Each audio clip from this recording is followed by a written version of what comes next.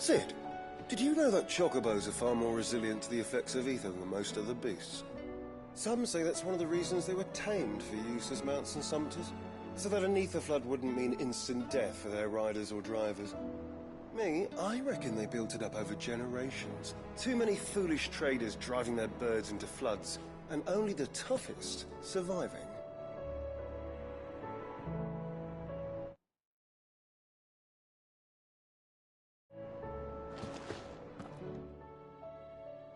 Lawsman Harpocrates, I've come to pick your brain if you don't mind.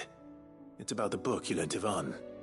Ah, Valisthea, A Culinary Pilgrimage, a classic. One of my favorites, in fact. The young man did a wonderful job with the Chance's stew. I do hope we shall be able to sample more such marvels in due course. That's actually why I'm here. I don't suppose you know where I might find skyworm livers and drake's mint. Ah, so the fabled Sandbrequois delicacy is next on the menu. Delightful. The descriptions of fried mortris never fail to make my mouth water. Now, skyworm is a somewhat antiquated name for the wyvern, their ground livers being the paste from which the mortris is made. Dragon livers. How very Sandbrequois. One would have thought the disciples of Bahamut would have a touch more reverence for their icon's brethren, but apparently not. I believe the specific dragon the recipe demands is the blueback wyvern, said to be the very color of the sea beside which it resides. So we know where to look for our liver. But what about the drake's mint? Saint's bonnet in contemporary parlance, a herb which grows along the North Reach coast. I gather that one can locate the cheerful yellow flowers by their heady scent alone, so I'm sure you'll have no trouble finding them. I may add that people once believed game was best served with the flora that sustained it in life, in which regard fried mortris of skyworm is undoubtedly a typical dish of the time. Meaning that if I find one, I find the other. To Northreach, then. Best of luck, Clive. And do save me a bite once the dish is complete.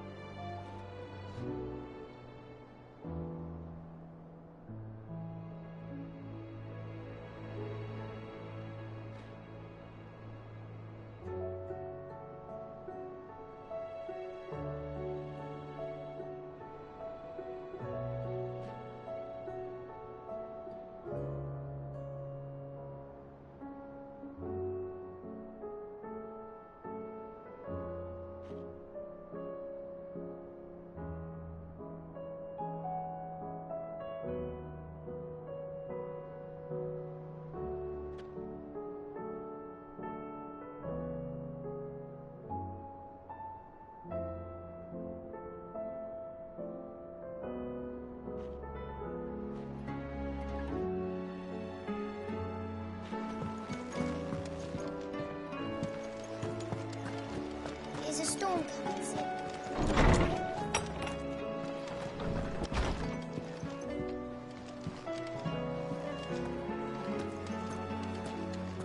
Seems the hideaway has lost its appetite.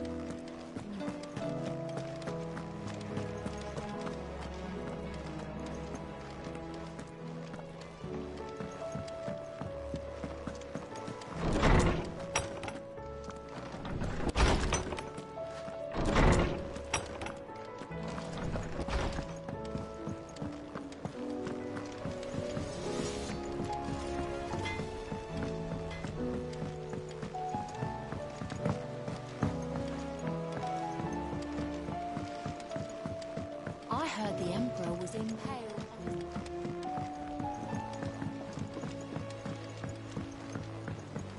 gonna die! You hear me? What do you reckon we should do? I say we should just tell Miss Shirley.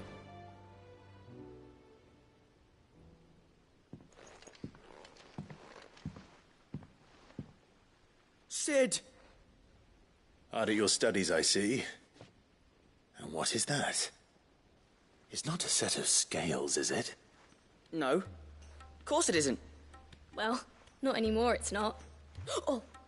And just how long hasn't it been one? We're sorry. But we didn't break them. We dismembered them. Just like Miss Mididol showed us.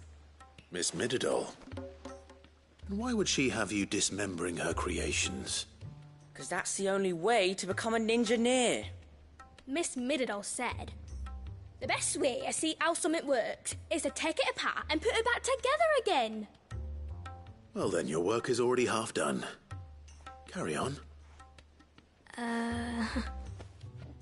About that.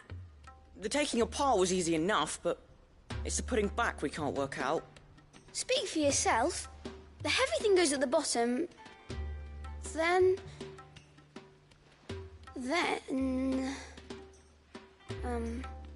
You three need to learn to take responsibility for your actions. So let's have a look at these parts with fresh eyes, shall we?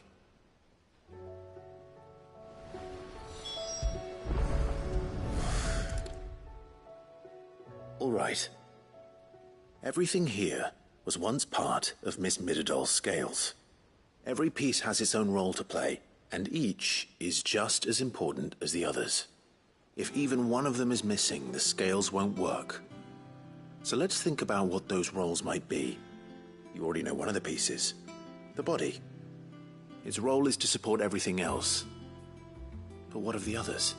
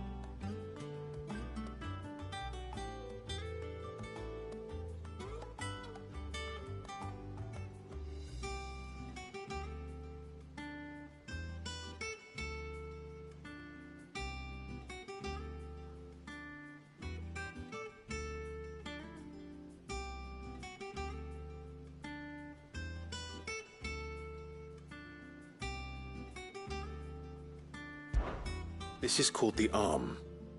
Why do you suppose that is? It doesn't look much like an arm. You're right. It looks more like a wing. Like a chocobo wing! You've ridden a chocobo before, haven't you, Sid? Will you teach me to ride one day? I'll think about it. Now, what do arms do? Hold things. So wait, maybe this arm holds things too? Good thinking. You're on the right track.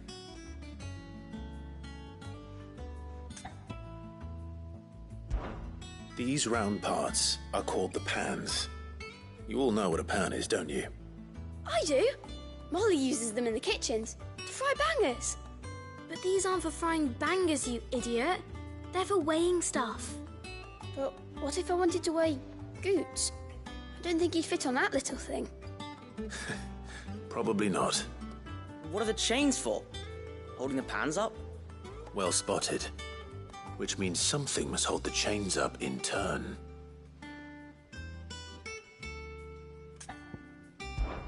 This tiny piece is what's called a cogwheel, or gear. Have you ever seen one before? I have. Miss Mididol's dungeon is full of them. Most are on the floor. She puts them in all her inventions. They spin round and round and round and round and... That's right. They're very useful when you want to make things move. Do you remember if there was anything on the scales that moved? I remember the arm moved when I tried weighing an apple. And then somebody ate it. Not my fault. You shouldn't have tried weighing it before lunch. We know what part's supposed to move and how it's supposed to move.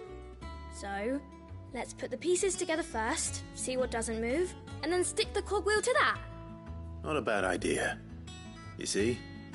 It's not so difficult.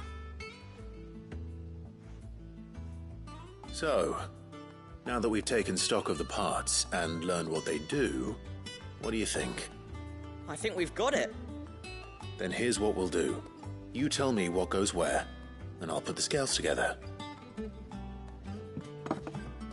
Well, obviously you need to start with the body.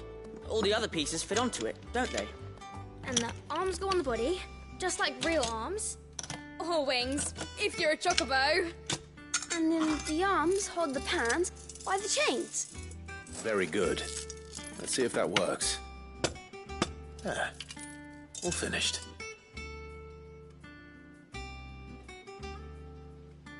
Yes! We did it! Well, with Sid's help. Oh, I just put the pieces together. It was you three engineers who showed me how. That's right. We're Miss Mididol's hairs. Her hairs? Yeah, hairs for the future. She's showing us her secrets now, so we can help out the hideaway when we're older. What do you think, Sid? Are we almost ready? With a little more help from Miss Mididol and Miss Shirley, I'd say it won't be long at all. You hear that? It won't be long. Until then, though, do try to be honest with Miss Shirley.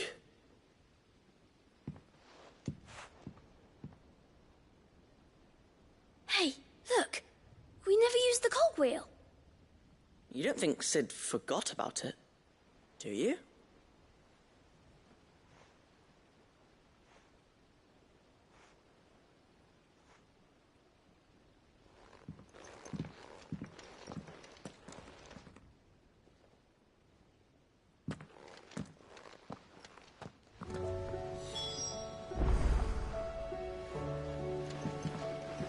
Didn't happen to forget anything, did you, Sid?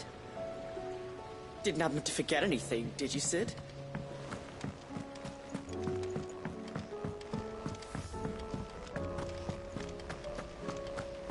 The girls here can have Otto and Gav.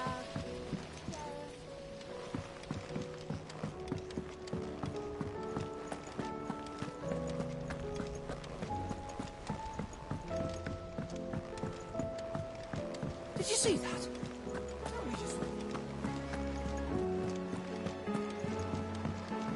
Will we ever see the sun again?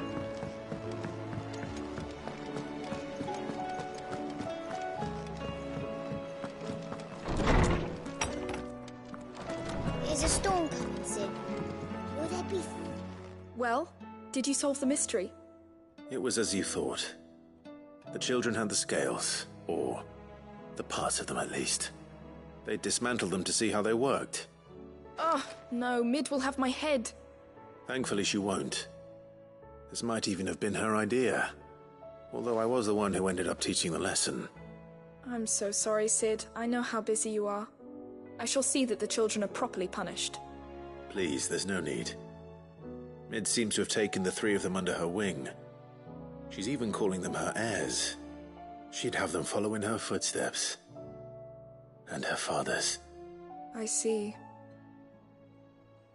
Sid, do you know why Mid has been spending so much time at the hideaway of late? She told me it was because her studies have been interrupted by events in Canva. Is that not true? No, it isn't. The university offered her a commission. In exchange for full tuition, room and board, they asked her to oversee the design of several new war engines.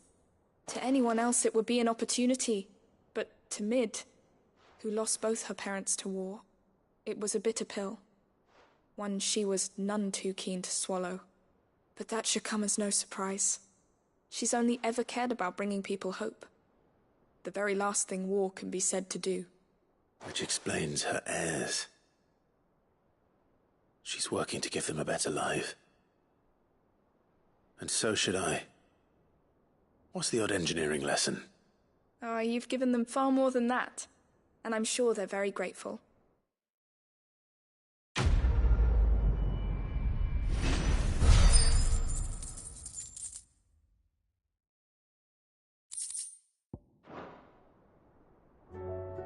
If Mid is teaching my pupils her secrets, I suppose I should brush up on some of them myself.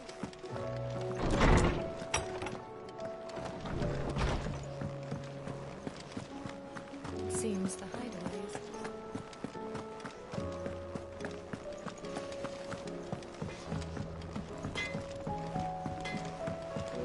I'll find out who's been making up lies about Poe now.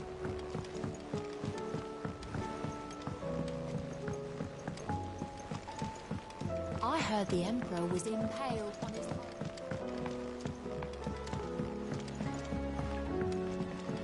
We're all gonna die! You hear me? Didn't happen to forget anything, did you, Sid?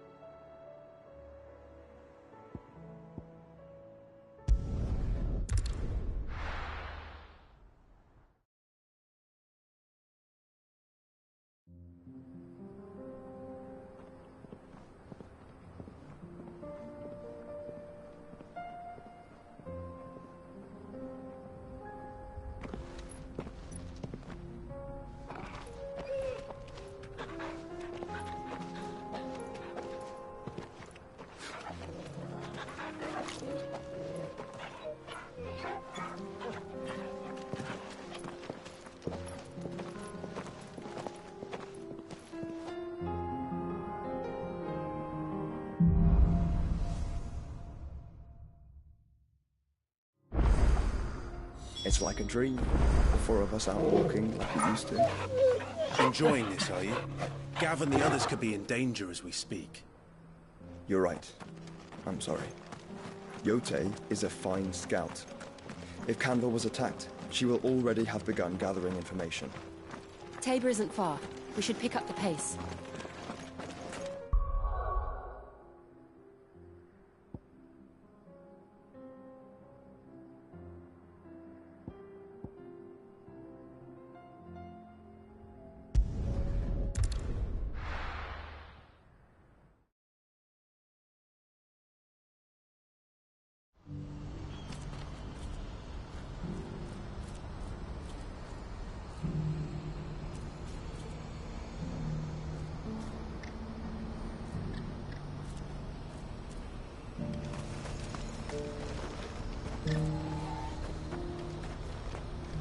What's happened?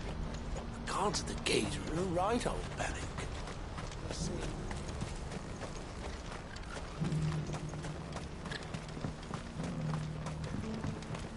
Do you have any fresh water?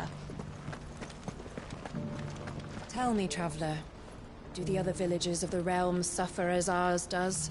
With black clouds above and starving stragglers below? Not so very long ago, moneyed merchants would scatter their coin like seed as they I want to know right away. Bad news. Good, actually. Something worth celebrating for a change. Only trouble is, the serving girl's still new to the job, so I can't leave her while I go and invite those I'd like to celebrate with. What exactly are you celebrating, if you don't mind me asking? I've come by a particularly fine bottle of red. A Gotan 66, no less. Gotan Rouge is the only good thing to have ever come out of the Empire. And most wouldn't part with a 66 if you held a knife to their throats. So I've heard. Oh, so you know of it then? Clearly you're a gentleman of taste. A gentleman who might sympathize with my predicament, perhaps? Would you pass the good news to a few friends of mine? I'll give you a little something for your time, of course. Sounds simple enough. So you'll do it? Marvelous. Thank you. You won't need to go far. All three of them should be right here in the market. There's Aldrich the porter, Milan the butcher, and Bolek, a guard over at the north gate. Three of the finest fellows in Boklad, if you ask me.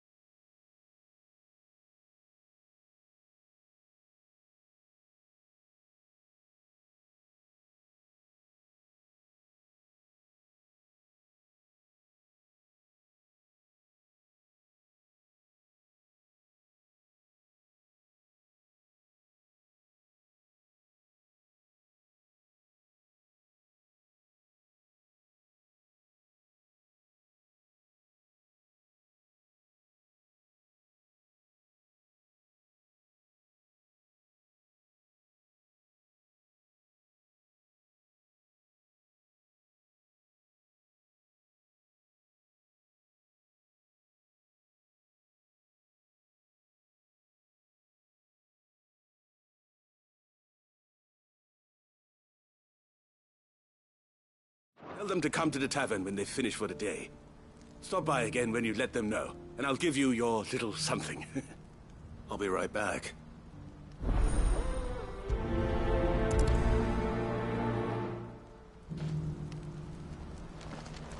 Tell me, traveler, do the other villagers of the realms...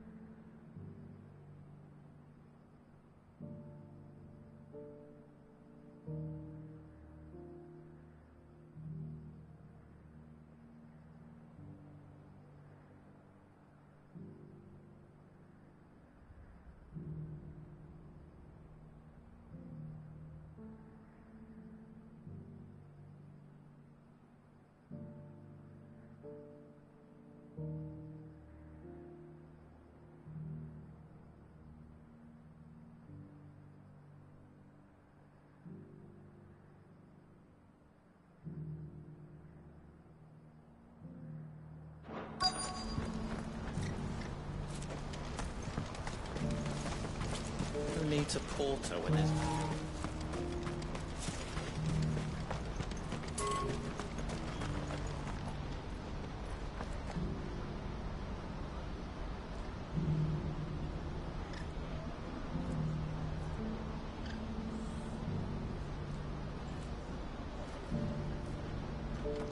I see you've been of some assistance to Eloise. Perhaps you can extend me the same kindness? Perhaps. What would I be doing? Finding someone. You see, I've been having trouble with thieves, and despite the many pains I've taken, I can't stop them from rummaging through my packs. I was griping about my lot to a friend of mine a few days back, and he offered to track the culprits down. Now, Joseph's a sellsword, and a good one at that. But he's been gone days, and I'm beginning to fear the worst. Any idea where his search for the thieves might have taken him? The old Zemeckis Road, perhaps? He doubted they would be fool enough to linger here in Boklad. Joseph's lived a hard life. Made him grey long before his time. I just pray he hasn't been killed over a few sacks of grain. I can't imagine there are too many grey-haired sellswords around. Hopefully someone will have seen him.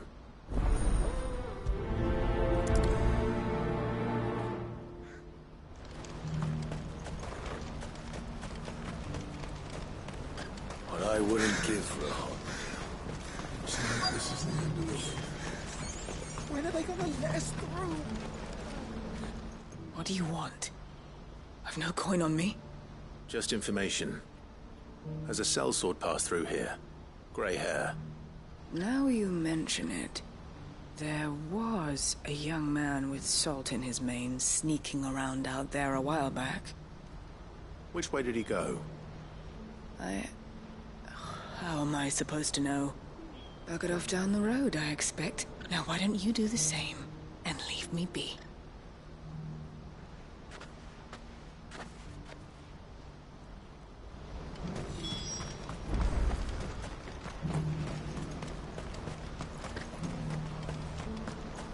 This is no time to ride.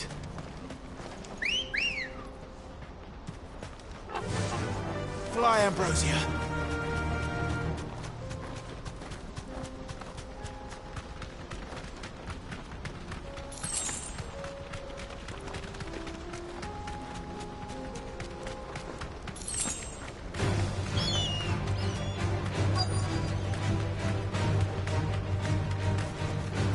You deserve a rest.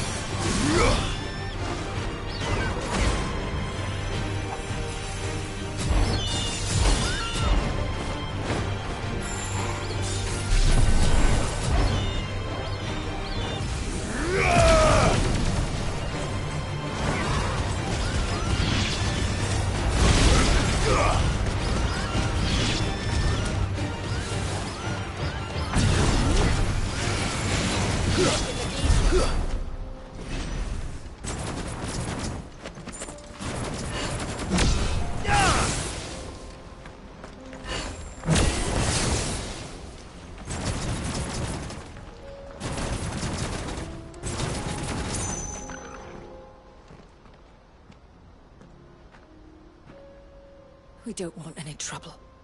Neither do I. I'm looking for someone. A grey-haired mercenary. Well, we haven't seen him. Yes, we have. We saw him climbing up the rocks. Those ones, over there. Maybe he found his thieves. Mum won't let me near them. She said there's goblins up there, and that they eat little boys for dinner. Shush now. You've said quite enough already. I only told him what you said. I'd listen to your mother if I were you.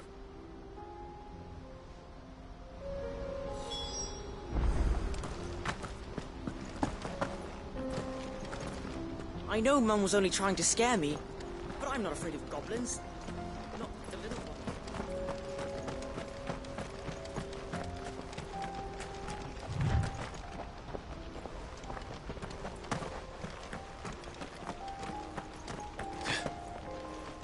Did Joseph's thieves really lug their stolen wares all the way out here?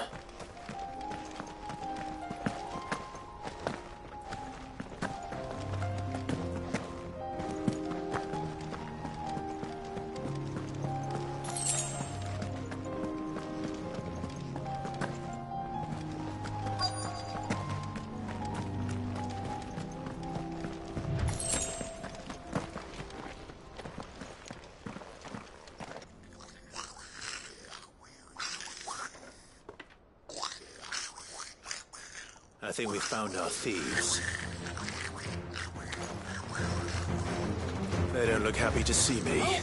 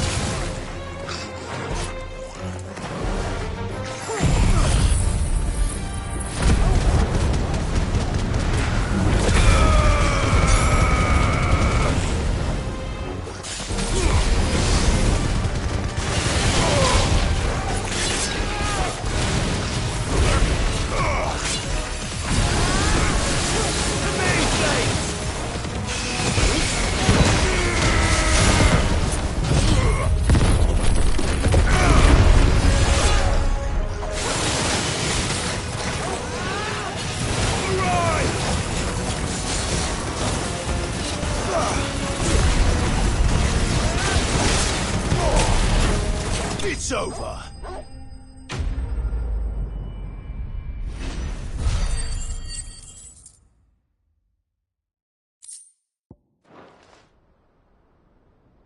Let's get this over with. Stop! Don't kill him, he's just protecting his home. Joseph? So the boy was right. I don't know you. Your porter friend sent me to find you. She was worried you might have got yourself killed. Have I been gone that long? Wasn't hard finding the thieves. The problem was knowing what to do with them when I did. I take it things are more complicated than they appear.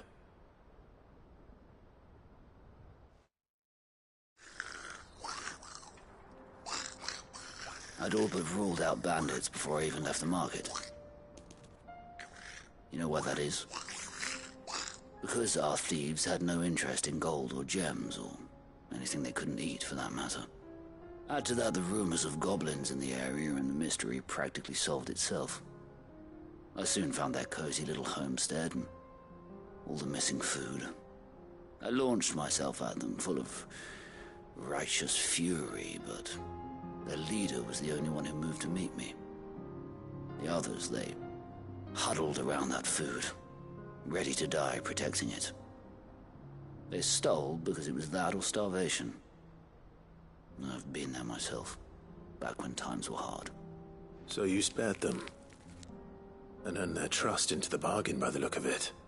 These goblins aren't native to the area.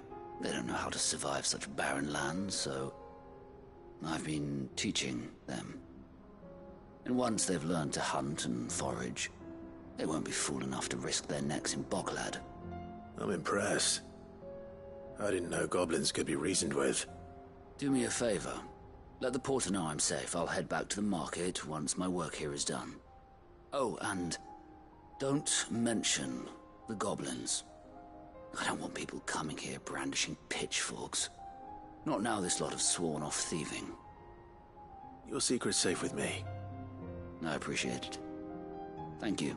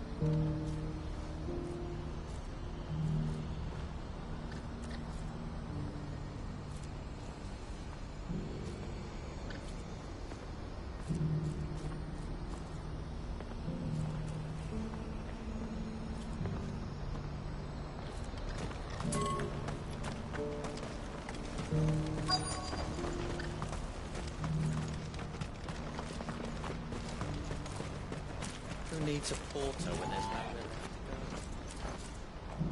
I've been asked to find Aldrich, the porter. I don't suppose that's you, is it?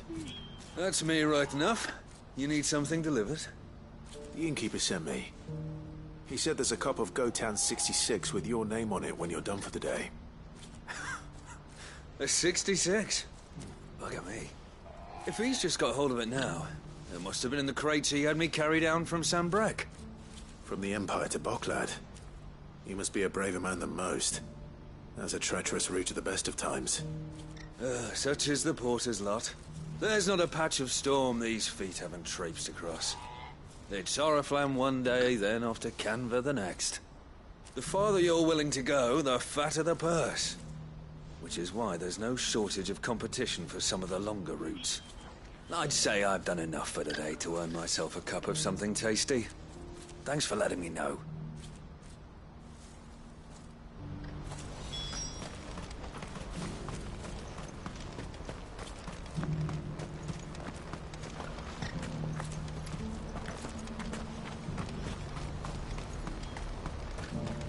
What's happened? Pardon me, but would you happen to be a fighter? That well-notched steel and impressive physique. I have need of a sword for hire, and yours looks to be a weapon well worth the coin. Might you be convinced to offer me the use of those formidable arms? How exactly do you intend to use them?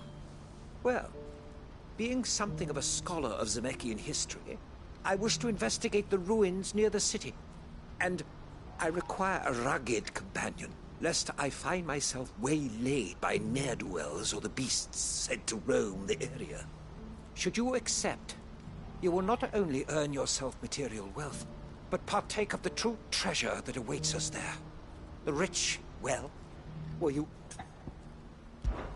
My arms are yours. Wonderful! Then come. We must away. But where are we going? Along the old Zemeckis Road, and from there, onward to discovery.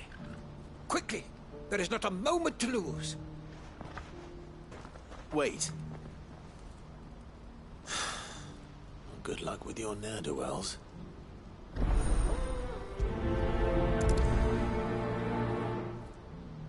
I'd better make sure he doesn't get himself killed.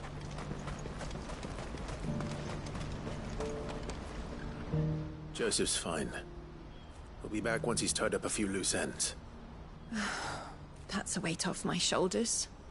He certainly knows his business. He found your thieves all right. And I dare say they won't be coming back. A good man to have around, that Joseph. And if he says there'll be no more thieving, that's good enough for me. Thank you for putting my mind at ease. Here, for your troubles.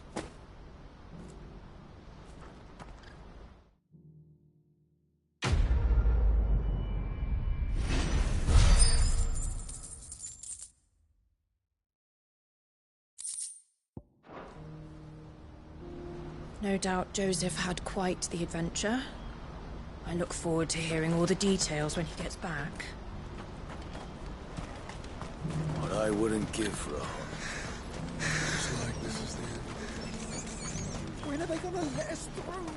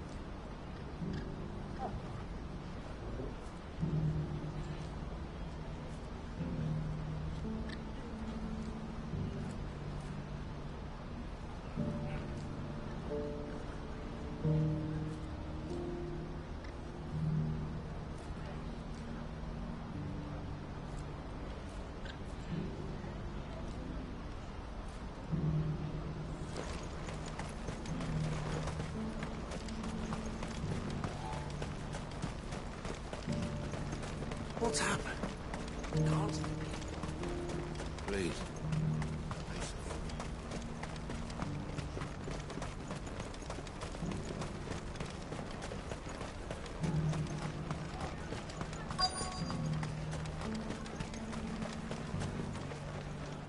Are you Milan, the butcher?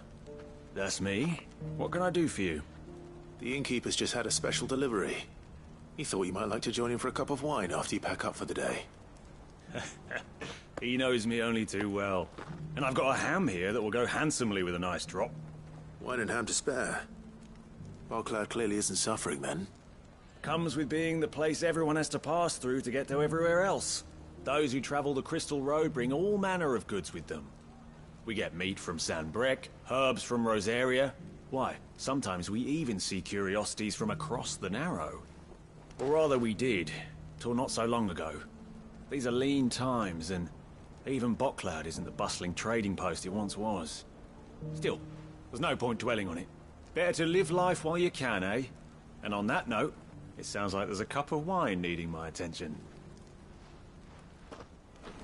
I've been keeping a cut of something special by for just such an occasion. Won't you?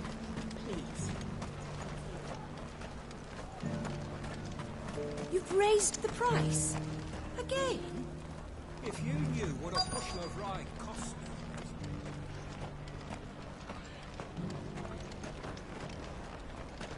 I showed you my pass. What more do you want from me? Let us through, damn you! Open the gates! Enough, all of you! We're under orders not to let anyone through, no matter how much you... I'm looking for Bolek. I was told he'd be guarding the gate. Well, you found him. You're not here to enlist, I take it? The innkeeper sent me. He's just taken delivery of a rare vintage, a Gotan 66. He thought you might like a cup. I've never said no to a goat hand. I'm not about to start now. Thanks for letting me know. You must be a busy man. No one's making for the refugee camps anymore. Not after what happened in the Dominion. Meaning, they linger here instead. I spend more of my days moving beggars along than I do manning these gates. What gets to me are the gangs that prey on the poor sods. As if they haven't suffered enough. Some days you can't help but wonder what the world's coming to. You know what? That wine's sounding better by the moment. Hold on. I wonder if the innkeeper might spare a cup of that wine. There's nothing like a good drink to drown your sorrows. No one knows sorrow like us gate guards. Get it, boy!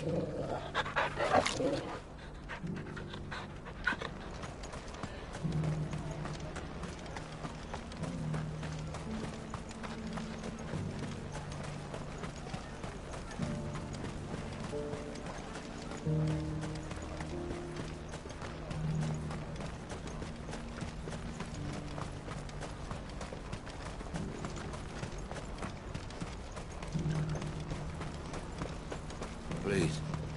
A piece of fruit.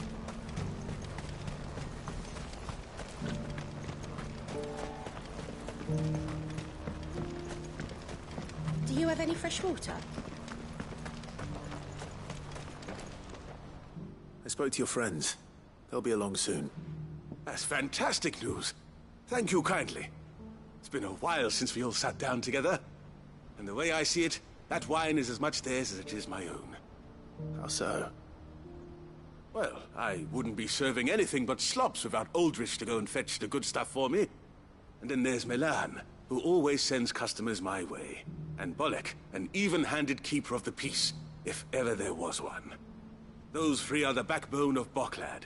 Lose any one of them, and the market would soon fall apart. And without the market, I wouldn't have a single customer. I'd say that's worth a bottle of 66, wouldn't you? And more besides. Everyone needs a shoulder to lean on. Be they world-weary innkeepers or brooding swordsmen. Right. I'd better prepare for my guest's arrival. I hear you had me carrying a bottle of Gotan 66.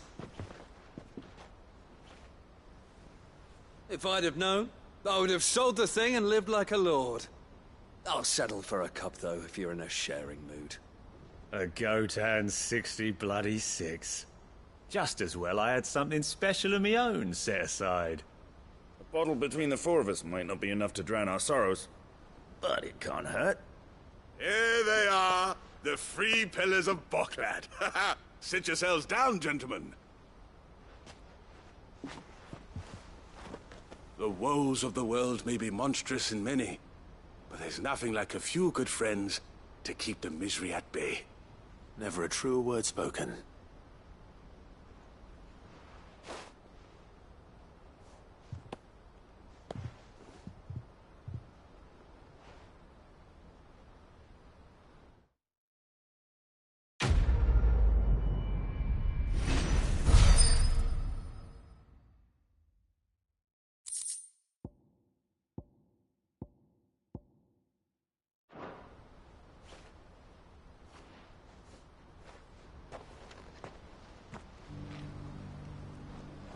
Kill the poor sod. For a handful of coins at that. Ah, you were right to stay your bastard captain's hand. More bloodshed is the last thing we need in these dark days. I owe these remarkable gentlemen more than a few paltry cups of wine, even if it is the finest wine in all of Valesphere. Oh, there's nothing like a cup or five of good wine to wash away the aches of the road.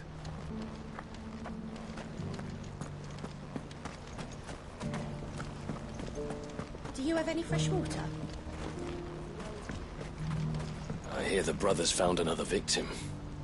Can you believe it? I believe it, all right. What's that? The third? Ah, a soldier like yourself could do with hearing this. If ever you see a couple of brothers up in Leitney's Cleft, you just pass them right on by. And why's that? Because they're duplicitous bastards who make cutthroats and footpads look like upstanding citizens by comparison.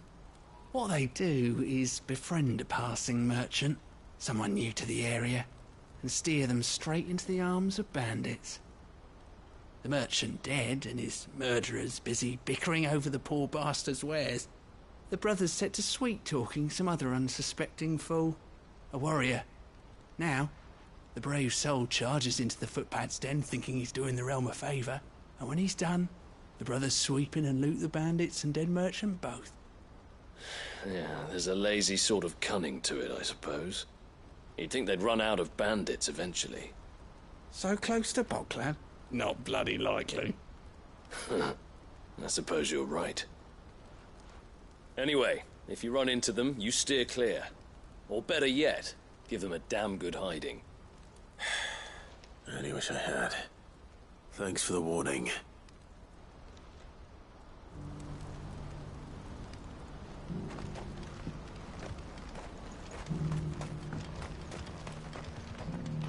Did you see the fallen ruin on your way into town, traveler?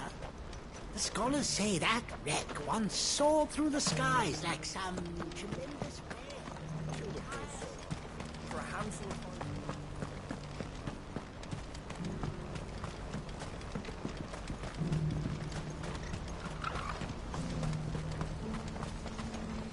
Well met. A fine choice. Farewell. What's happened? Cards in the game.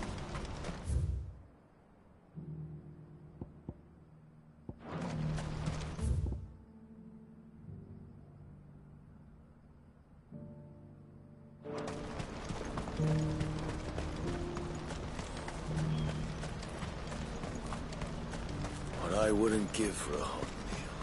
Looks like this is the end of the road. When are they gonna let us through?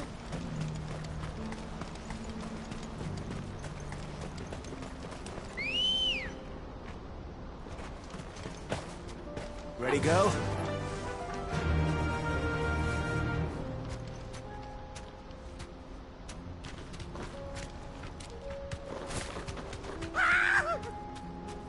Why am I not surprised?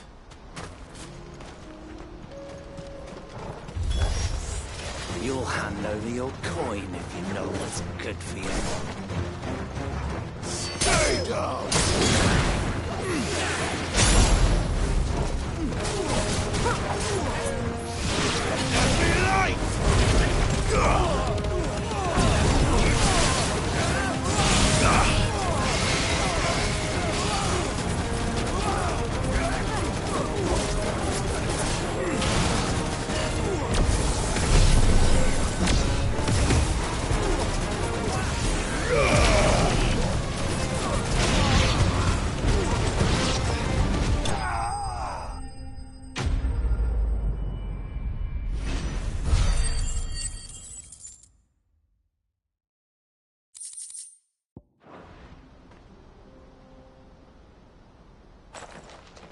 Are you hurt? Happily not, good sir. Thanks to your timely intervention. More importantly, we have arrived. Now, feast your eyes upon the marvel before us. Ruins, a relic of the fallen civilization. A sight so common that man is oft blinded to its wonder. Colossal vessels, dashed from the very heavens. Airships, we call them, with very little thought to what wonders such a word might describe. Oblige me if you would. Does anything strike you as peculiar about this particular specimen? Though we ourselves find fallen ruins to be nigh indestructible, whatever gouged the final sin from the rock cleaved clean through the structure you see before you. A tantalizing mystery, no doubt, but merely one of countless enigmas in which Zemeckis history is steeped. Come, good sir. Our expedition continues, and we still have much to learn.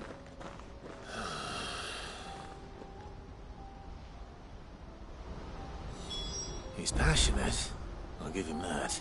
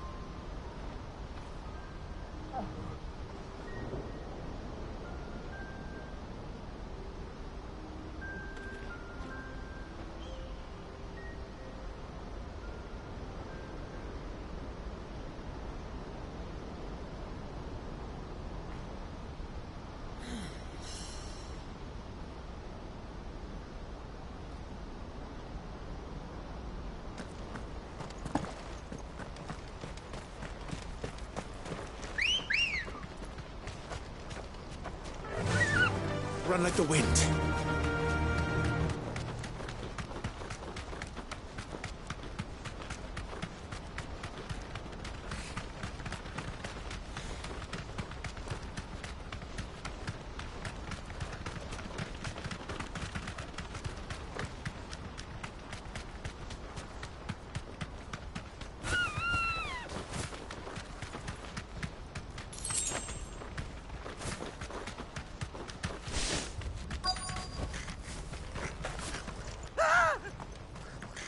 Not again.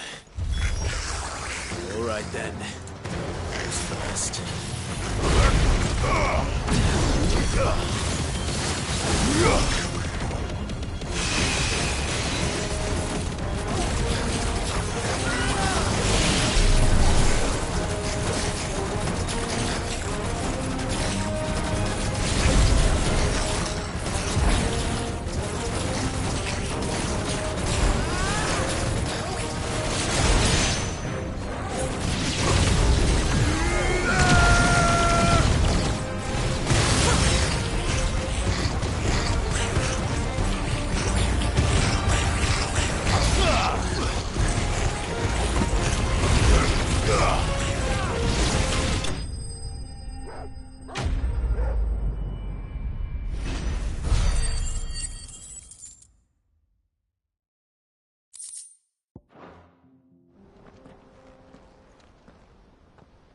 You're going to get yourself killed.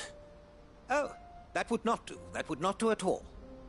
Not when such majesty stretches out before us. Behold, the final sin in all its glory. As Moss tells us, a battle was fought here in ancient times. A battle of such ferocity that it tore a great crater in the very land upon which it was waged. In reaching for their holy sanctum, did man enrage the gods, and great was the vengeance that was rained down upon him. Alas, the full truth of the matter is lost to time, though I live in hope that I might see it discovered. But we must not dwell upon such things. There is more yet to see. Onward! History awaits!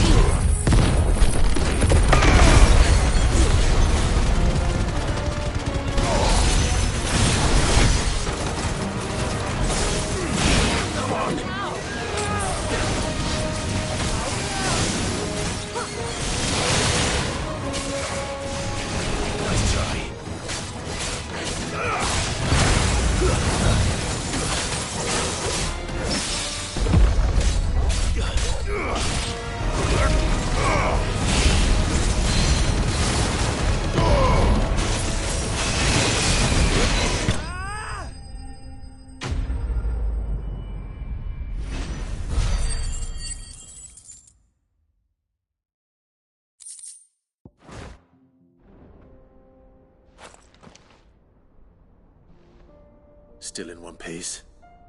It would seem so. Once more I am in your debt, and once more you impress me with your prowess. These were no ordinary foes, but ones we in the field call echoes. Though Moss the Chronicler concurs with the legends in attributing the fall of Zemeckis to a wrath wrought upon mankind by the gods, he offers little in the way of explanation. Could the ruins we see before us here, in all their elaborate beauty, perhaps suggest an answer? Could the construction of such miraculous edifices have been considered an encroachment upon the province of the divine? Alas, all is mere speculation. But one day, perhaps, I will learn the truth. Not if you keep running headfirst into trouble. You are right, of course. And not only have you plucked me repeatedly from the jaws of death, you have proven yourself a willing audience to my ramblings. Glad to help, but Didn't you say you came here to investigate something? I fear I may have rather overstated the case on that front. In truth, a captive ear was all I really desired. You see, even my fellow scholars have grown somewhat weary of my musings of late. And so I came upon the idea of purchasing a companion. A captive audience, if you will. That's what this was all about. I am afraid so. And now, my good man, it is high time we returned whence we came. Fine. Just don't go running off this time.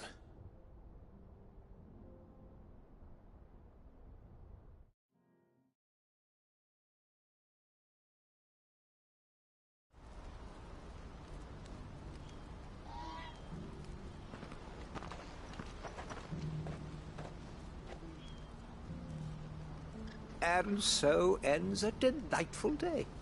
Here, your reward for humoring my selfish whims, plus a little extra for the trouble I have put you to.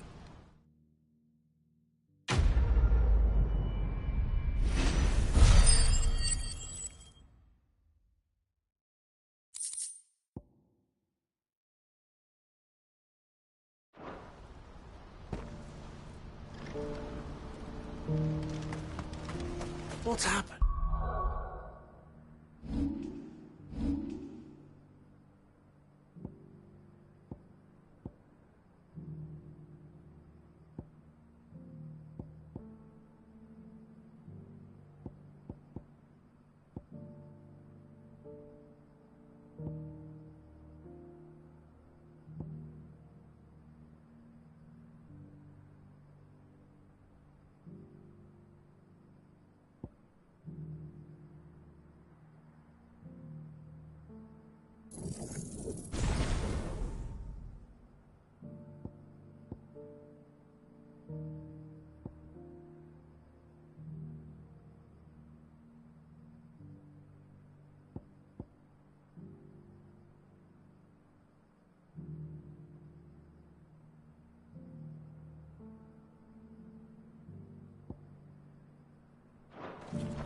Guards at the gate, right?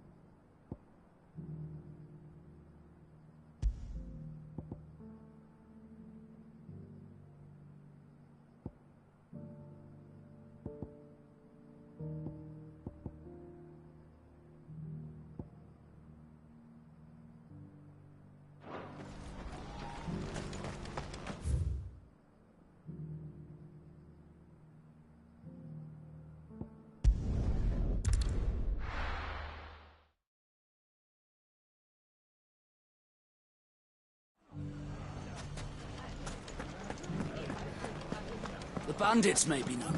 Look what they've left us. It shouldn't be too hard to find goods. The gentlemen of the town guard are a strapping bunch. You wouldn't happen to know if the pieces that were stolen from my stall were recovered, would you? They were irreplaceable.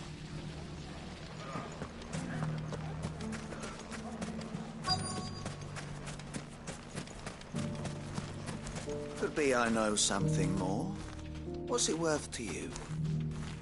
I've got 100 gil and a chocobo feather.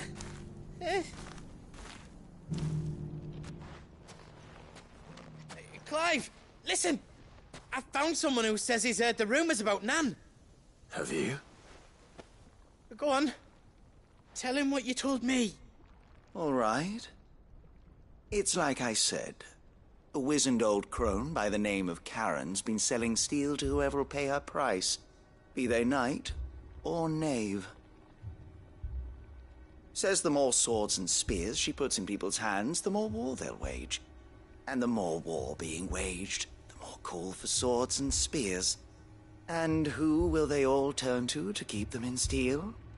Why, the good Reaper herself. And you've seen this Reaper at work? Aye, it just so happens I have. You'll find her right here plying her trade most days. Here in Delamil? Where exactly? She has a stall here in the market, but if you're not the patient type, you can probably find her at her storehouse on the edge of town.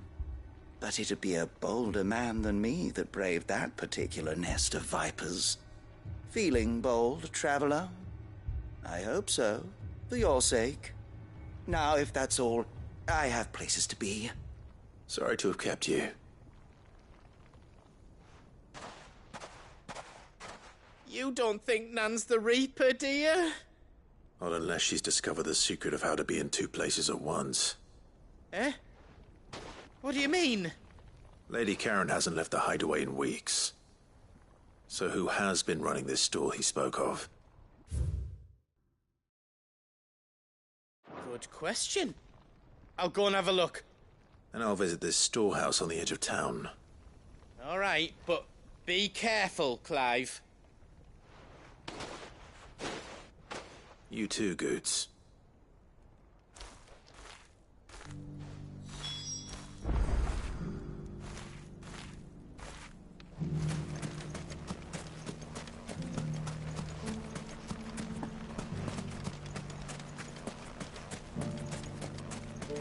The finest cell swords in Storm couldn't hold a candle to our new town. If only everyone here didn't have to look so glowery.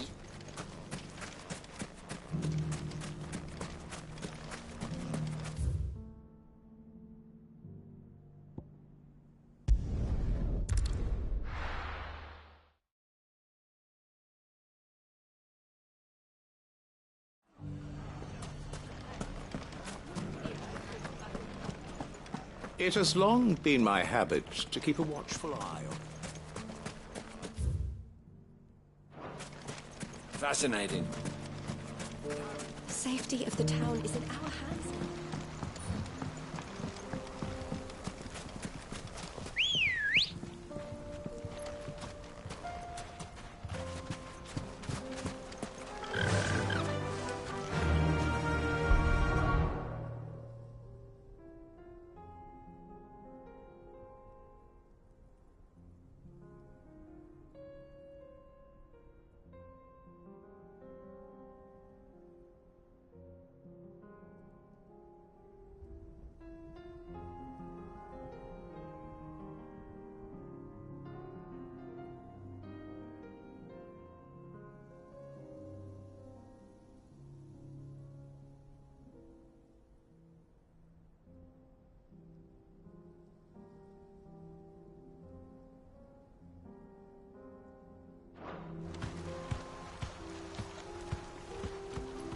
Faster! Time to brave the Viper's Nest.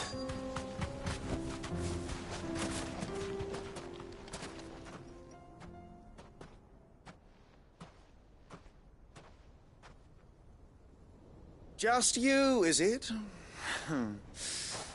Thought I might have laid it on a bit thick. It was a fairly unconvincing tale.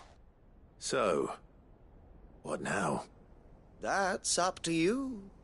Die a slow death, or a quick one. Boys, he's all yours. But that sword is mine.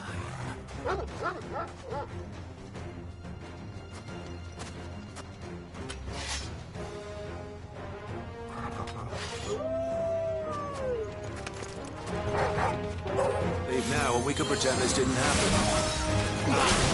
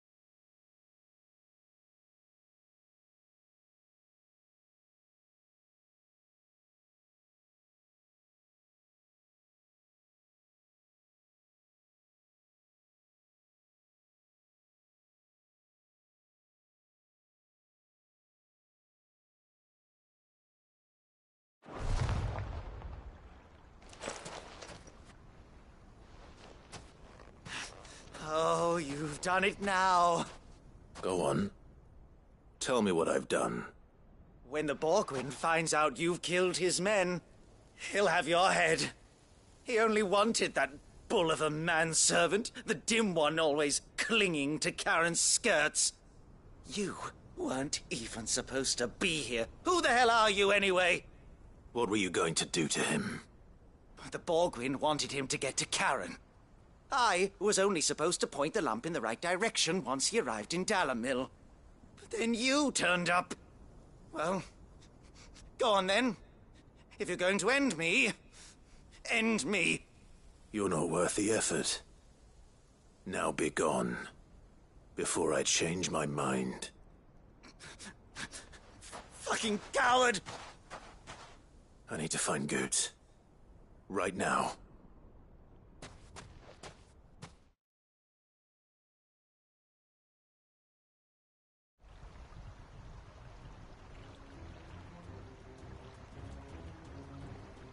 Get your filthy paws off me, you naughty-pated lout! Stop calling me names! And stop spreading them horrible lies about Nan! Well, that will be easy enough. For they are not lies. Every last word is true. And she must pay for her crimes in blood. Blood? Goose, are you all right? He's gonna kill Nan! He said she had to pay in blood! After what she did, it is only right. She ruined my life and the lives of countless others. That loathsome harpy's very existence is a crime, and I will not allow it to continue. Goots, was it? I have no quarrel with you. Only with your employer. Run along now. You need not pay for her sins. No. No? I don't care what she did. I won't let you hurt Nan. Promise me you won't hurt her. Or I'll kill you myself! Goots, no. Enough, all of you!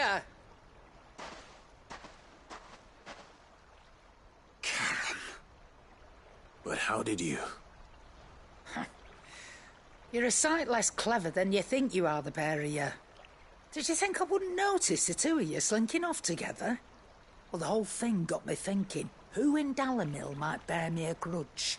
And a certain snivelling shit I ran afoul of in my fairy years came to mind. Though it was just Bogan back then, wasn't it?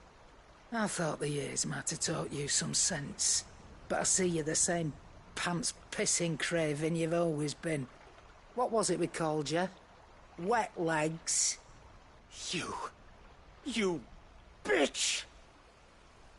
Everything that happened, it was all your fault! And now you'll finally pay for what you did to me!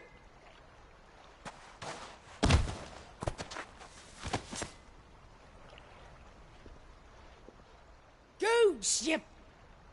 If you want a piece of Nan, You'll have to go through me. Fuck! You great galoot. Out of the way, I can handle this myself. So, wet legs. You remember what you told me when we last met? An eye for an eye. Wise words, Sam. Wise words. And now, it's time to collect.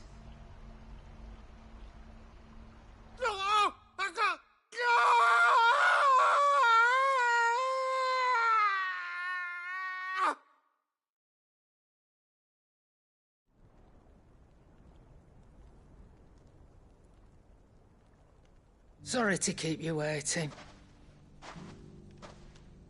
Is he... Dead? No. But I reckon he wishes he was. It isn't easy going through life one eye short of a pair. After all, I should know. You don't mean... Oh, don't tell me you didn't notice. Lost it to old Wet Legs back when we were working the same routes. Said I'd stolen from his strongbox. I'd done nothing of the sort, mind. But that didn't stop him taking his little revenge. So I took some of my own. Sorry, lost everything. His coin, his clients. Always knew he'd be back one day to claim his due. But he crossed a line dragging poor Goots into this. He didn't hurt you, did he? No, Nan. Still got all my arms, see? Legs too. But what if he comes back again? What if he does? First we take the other eye, then we work our way down. He'll learn his lesson soon enough. But something tells me the Wet Legs has learned it already. Right. Let's get you back to the hideaway. You've attracted quite enough attention already. Ta-ra, Clive. Remind me never to cross you, Karen.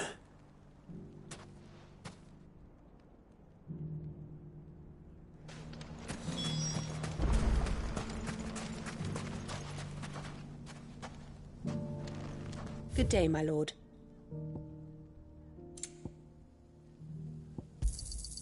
An excellent choice.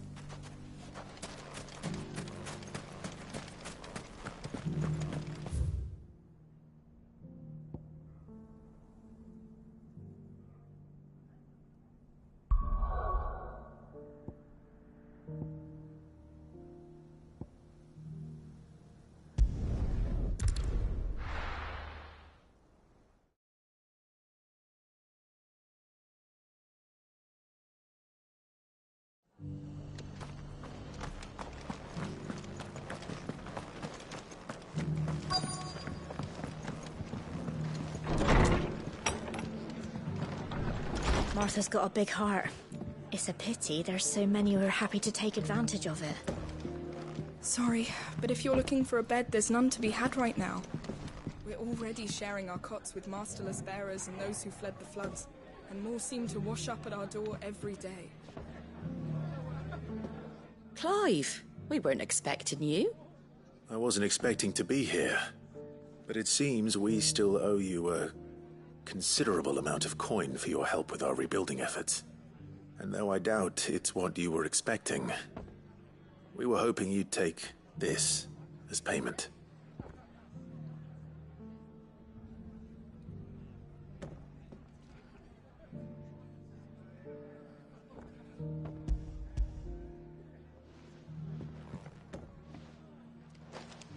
A star, Ruby? I can't accept this. It's worth at least twice what you owe me. More if you can find yourself the right buyer. Think of the difference as interest. Interest? If word got out I charged that much, no one would ever borrow from me again. Anyway, why are you the one here asking me about this? I'd have expected Otto. Bit much sending the Lord Marquis out to settle your debts, isn't it? The old goat working himself to death again. Something like that. Most days I think he's the only reason the hideaway's still standing. Same as always, eh? Back when the place was nothing but a twinkle in the eye of a recently retired Lord Commander, word is he was the first one Sid reached out to. Probably knew that without his strong arm and level head, the idea would never get off the ground. Sid may have been the face of the hideaway, but Otto's always been the backbone. And when Sid passed away, we were all worried that would be the end of it. That Otto would just give up. His death was hard on everyone. But it must have hit Otto hardest of all. But he didn't give up, did he? Quite the opposite, in fact. If I recall, he was the one who nominated you as Sid's replacement, and rallied the rest around you. I reckon what he saw in Sid, he saw in you too. And don't we all? Doesn't hurt that you're half as stubborn and twice as handsome, neither. That, and you keep good company. I suppose I do.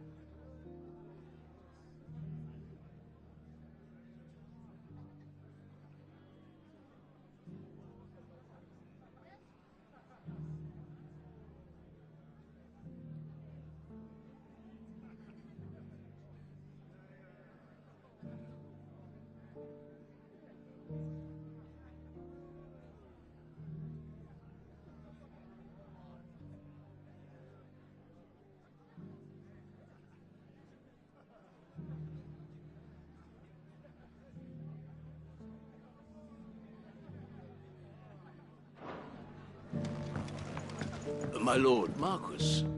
It is you. Then you received my letter. I am Sebastian Rutherford, Chief Steward of your Lord Uncle's estate. Of course. We met once before. Yes, my lord. Thank you for coming. And what was so sensitive that you couldn't put it in writing? 1,000 apologies, my lord. I did not mean to offend. I merely... It's all right. Continue.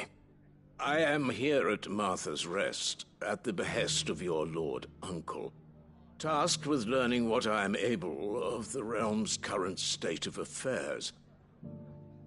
And what I have learned is grim. The fall of the Mother Crystals has left Storm in a state of utter disarray. The subsequent darkening of the heavens has only made things worse. Akashic attacks, once unthinkable, are now commonplace.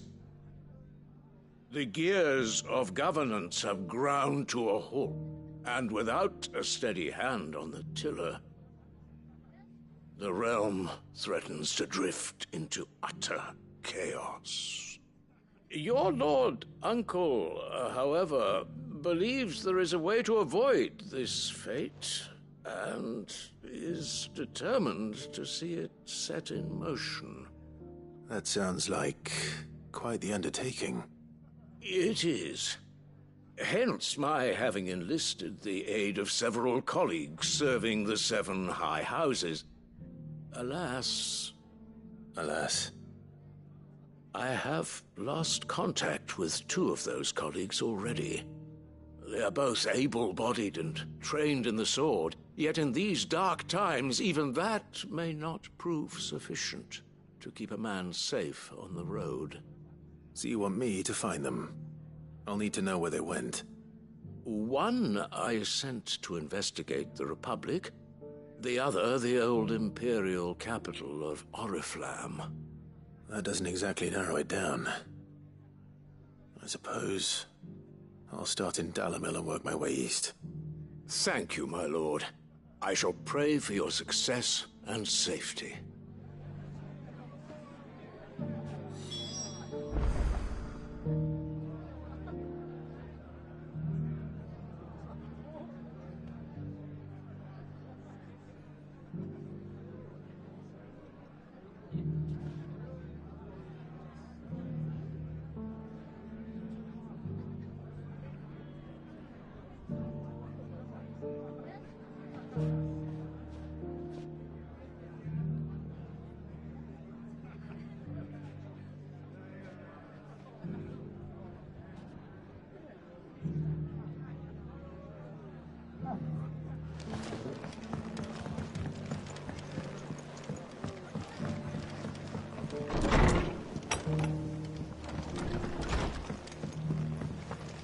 All for making this town welcome.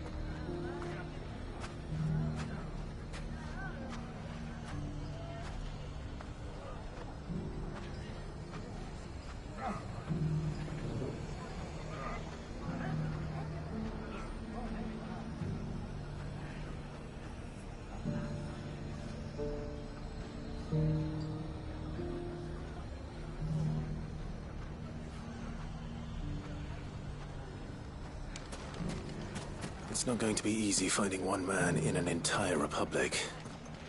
Let's hope someone here's seen something.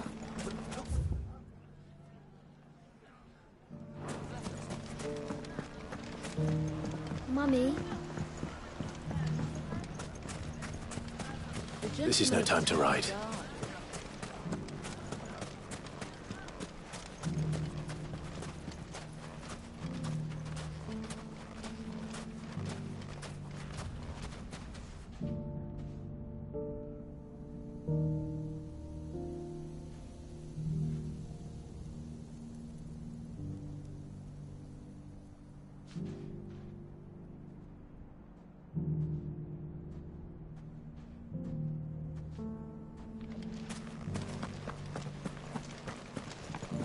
We haven't seen the last of those bastards.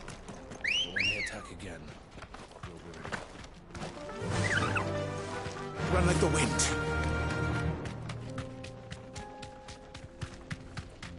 Someone's got himself in trouble.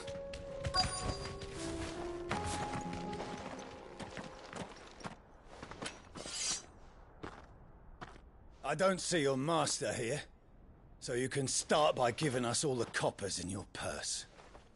I already told you, I have nothing. Then maybe we'll take that pretty outfit and the steel you're wearing. Please! These men are trying to rob me! I'll deal with this. Thank you. You that one's master, then? If you kindly pay the coin he owes us, we can pretend you didn't draw your blade on Republican soldiers. Or you can go back to your garrison and I won't report you to your captain. Oh, you're more than welcome to. He hasn't had many visitors since we slit his throat.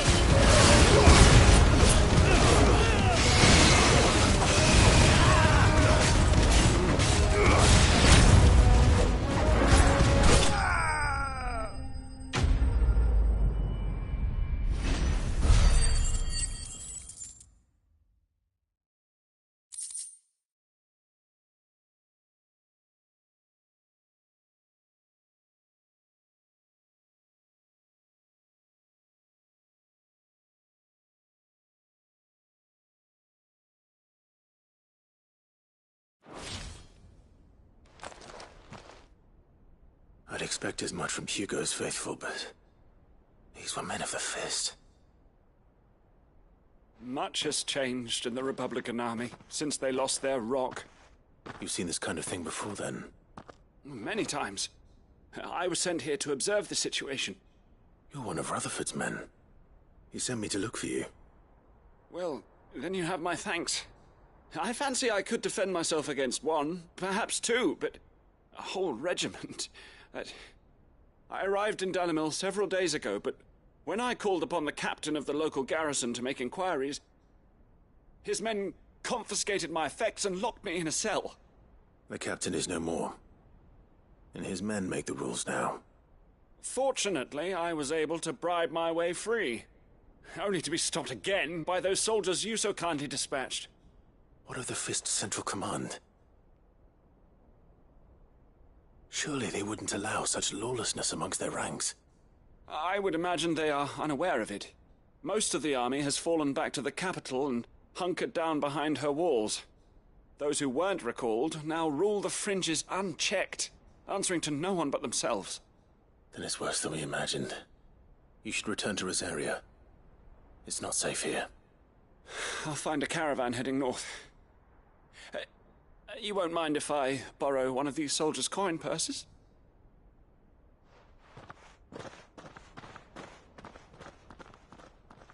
Not at all. to find this second associate of Rutherford's. If he was bound for Oriflamme, I'll start at Northreach and see if I can pick up his trail.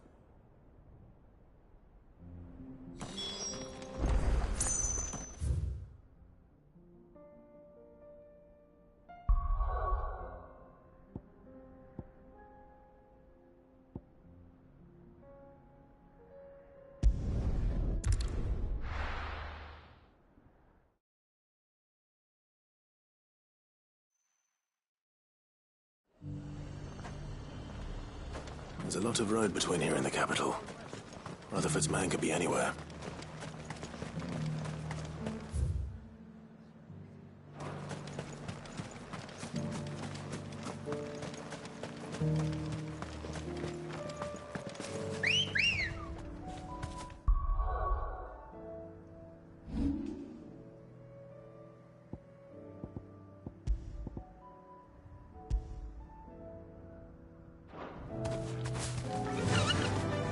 Fly, Ambrosia.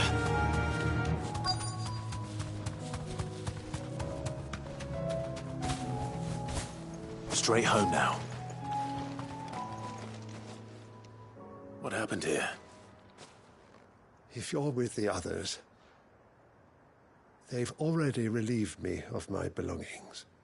I'm not. I'm looking for someone who was sent here by a man named Rutherford. And then you found him. I am Alistair Rockford, attendant to the Lady Ariane of House Wellesley. Of the 7 high houses of Rosaria. It's been a long time since last I saw my great-aunt. Is she well? My Lord Marquis? Yes. Yes, she is. The Lady Dowager has granted me leave to assist your Uncle Stuart. I was on my way back from the old capital when I saw some villagers being robbed on the road here. Bandits? They looked more like field hands, but it didn't matter in the end.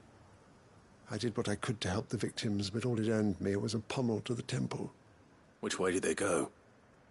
South, toward the gate. All right. I'll take care of them. Founder knows I've met enough of their kind. You head back to Northreach, visit the Vale, tell them I sent you. Thank you. I shall. Founder be your shield. It was only a short while ago that I was assaulted. If you hurry south, you may find those who did this. Ready, go? They just couldn't resist, could they?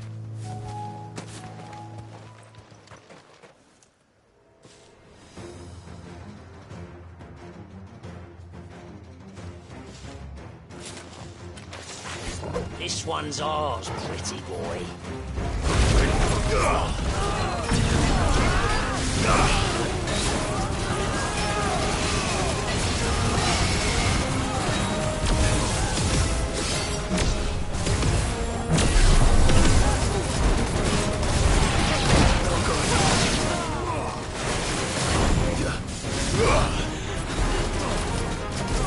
I needed that.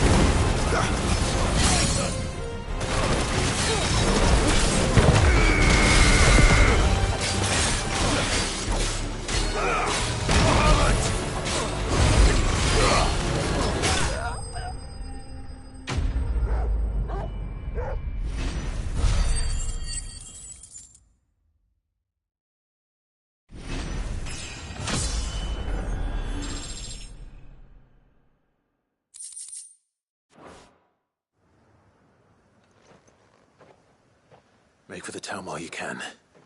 There may be more bandits nearby. You don't need to tell me twice. Many thanks, traveler. This looks to be all of them. I thought I told you to make for the Vale. And stand by as ill might befall the heir to the ducal throne. It's just Clive, and I'm fine. Which is more than can be said for you. I will survive. Strange that the garrison wouldn't intervene in such a brazen attack so close to their gates. The garrison have their hands full inside the city. Some days they don't even send out patrols. There are few hands left to work the fields, and even fewer to transport the grain. The market stalls are nearly bare, and the price for what remains is exorbitant. It's not uncommon to see a fight break out over a crust of bread. When I said the ones who attacked me didn't have the look of bandits, I meant it. They were probably just desperate. Rockford, listen to me. If you are to continue your investigation, you first need to seek the attention of a healer. Of course. I shall return to Northreach right away. But allow me to thank you first. Had you not happened along, Don't thank me. Thank Rutherford. It was he who sent me. I suppose he'll be wondering where I've got to. I shall send a Bastolus as soon as I'm able. Good day.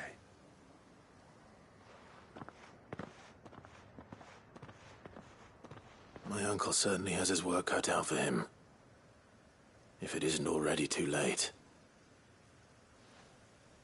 I should go and tell Rutherford that his colleagues are still in one piece.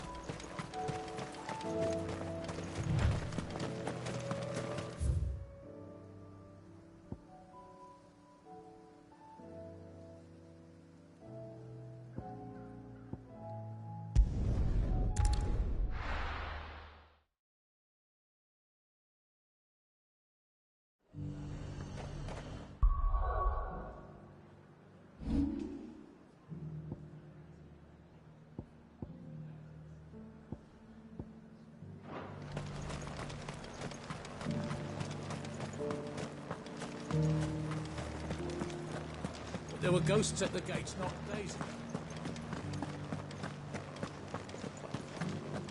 You needn't fret. The creatures have been dealt with. Yeah, but what if they come back? Is there anything...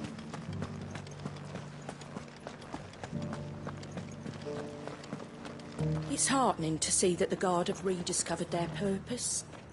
I just hope they don't do anything stupid. We've lost enough people to those things.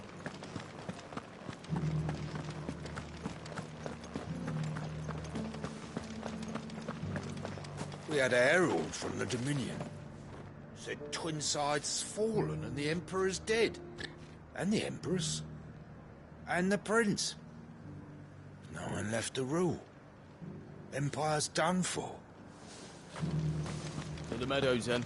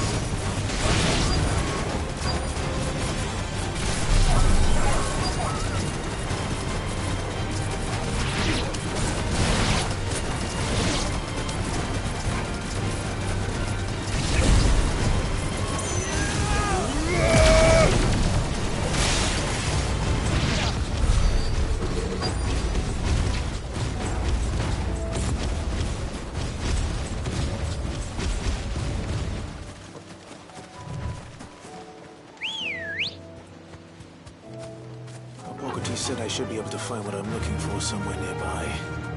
Bright blue dragons and bright yellow flowers. Should be easy enough to spot. Yeah!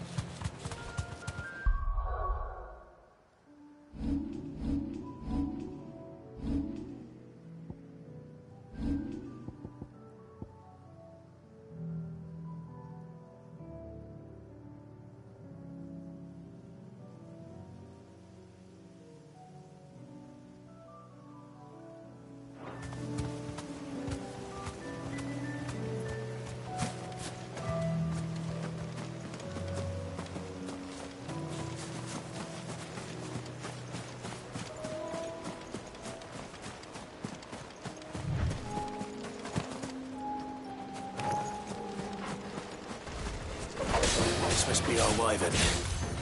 All right. Let's get this over with.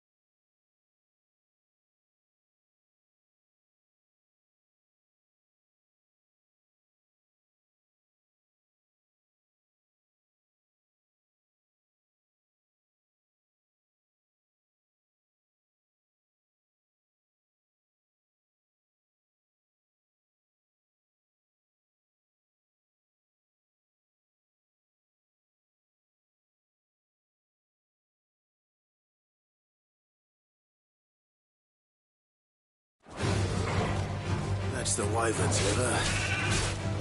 Now I just need to find the herbs. Bright yellow with a heady scent.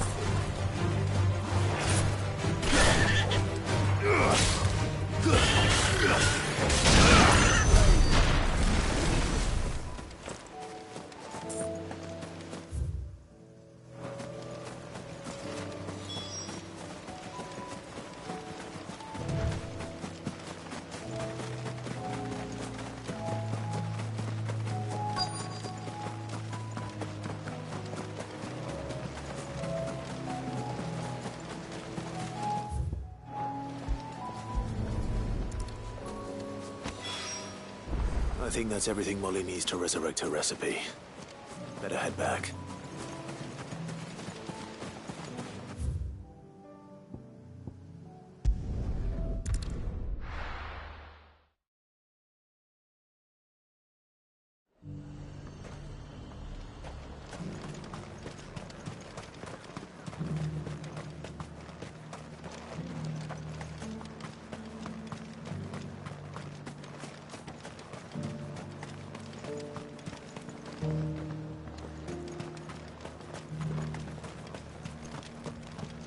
There were ghosts at the gates, not days.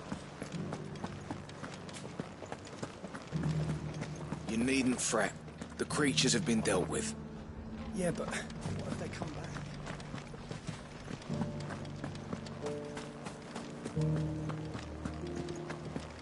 Those things I said before about not being able to fight. You didn't mean them. I know. That's not the man you are. The man I love.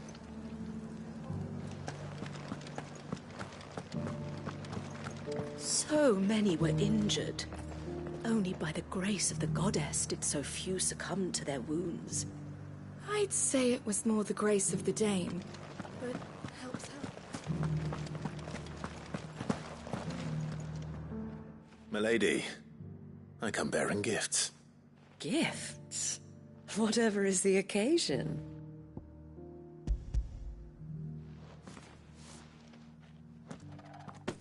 Oh my. Clive, you really have outdone yourself. Otto asked me to give it to you. To settle the Hideaway's debt with the Veil. And to compensate you for the time it took us to do so. You disappoint me, Clive. I thought you might finally be warming to me. Tell Otto he can keep his baubles.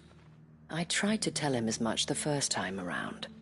The man owes me nothing, nor does the Hideaway. My contribution to the restoration effort was made freely and willingly. It was the least I could do. You once told me Sid did you a kindness. I'd like to do the same. Please, accept it. For my sake. And for Otto's. For all of us. For all you've done. It is rather fetching, isn't it? Very well. Otto is lucky to have you, Clive. I doubt anything could ever replace his son. But you and the others at the Hideaway are the closest thing he has to family. Otto had a son. Long ago, yes. Sid told me Otto lost him when he was just a boy, and blamed himself for not being able to stop it. I don't know how it happened, whether there was anything he could have done, but it was clear that it weighed heavily on him. I didn't know. How could you have? I doubt anyone did. Besides Sid, I've never met a man more keen to bear his sorrows in stoic silence. An ill habit, given that both have always been surrounded by friends desperate to help them. I'm beginning to see that.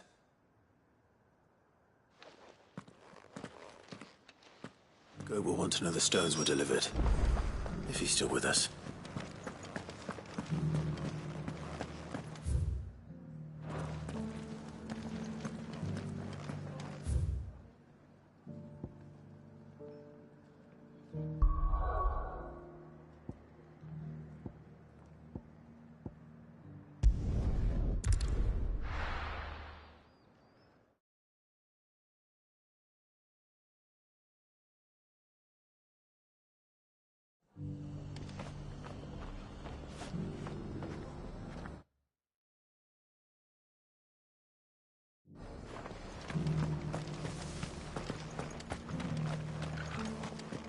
All for making this town a welcome.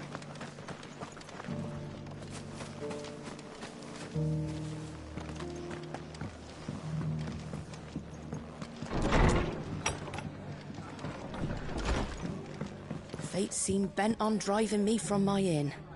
But if they want me out, I'm gonna have to try harder.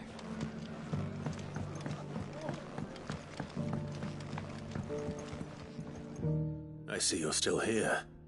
The Rest's location affords a constant flow of traders, and with it, a constant flow of information. Speaking of which, I received word from both my associates. They have resumed their investigations, thanks to you. I only happened to be in the right place at the right time. They both seem to think the realm's prospects rather grim. I am afraid that grim would be putting it lightly. Storm is in crisis, and if we are to free her, we must work quickly. And we must work together. Such is your Lord Uncle's wish. As it is mine.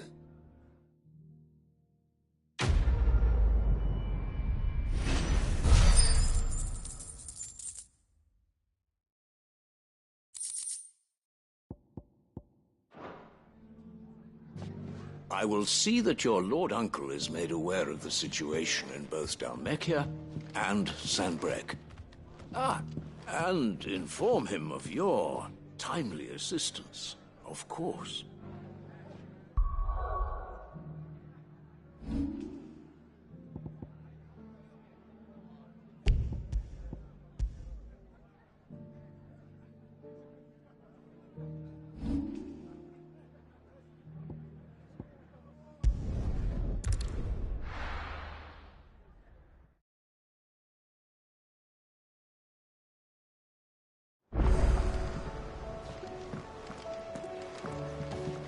Mindless though they are, an Akashic horde large enough to besiege the free cities is not to be trifled with. We must proceed with caution. Canva's walls will not hold the Akashic horde for long. We can only hope they hold it for long enough. There's barely been a shipment in since the sky started boiling. Did you see that? Tell me you saw that. Do you like being struck by thunderbolts from on high? Then don't let anything happen to me. Goat. Still alive, I see. So Lady Karen accepted the ruby. Ah, about that. I tried my best, but she was just too stubborn to take it. She threw it right back in my face, in fact, and told me I could stick my stupid stone where the sun don't shine. Karen refused payment. I hope it wasn't something I said. I'm sure you were as tactful as ever. Let me see what I can do. Oh, wonderful. I hope you have better luck than I did.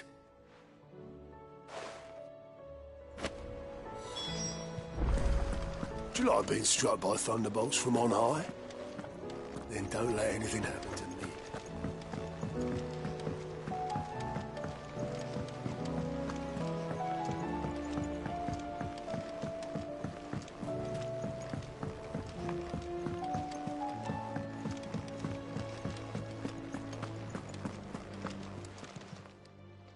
Lady Karen, Goad tells me you weren't happy with our offer. Would you prefer the debt was repaid in coin? What debt? I don't recall lending any of you like me hard-earned gil. I may have tossed a talent or two in the Hideaway's coffers, but those were donations, and you can hardly call it charity if you go asking for it back. Of course not. But one good turn deserves another. And our circumstances have changed. Surely you wouldn't shun the gratitude of a pauper who happened to have become a prince. Oh, so you're a prince now, are you? Fine. But I'm selling it and taking what I'm owed, then you're getting the rest whether you like it or not.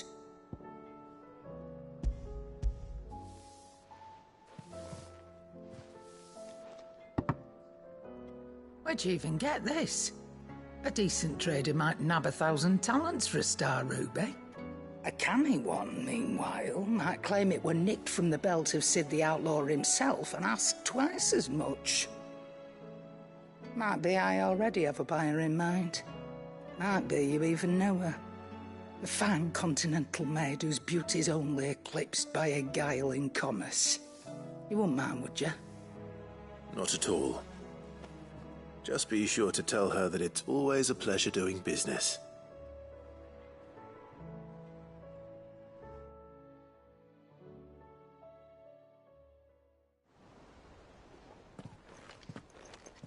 I hear you ended up delivering all 3 stones. Thanks to this lump. I sometimes wonder what I pay you for.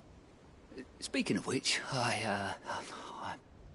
I still haven't been paid last month's wages.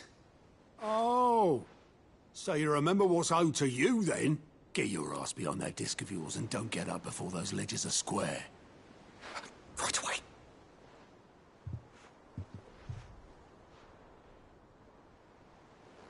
I've seen that before.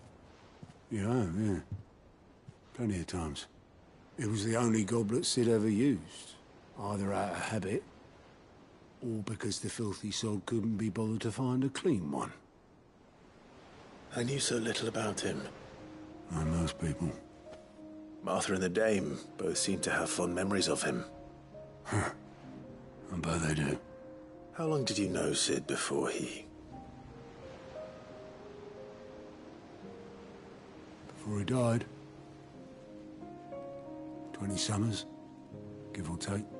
Back in the day, I was a purser on a trade ship, which is where I met him. He bought passage to...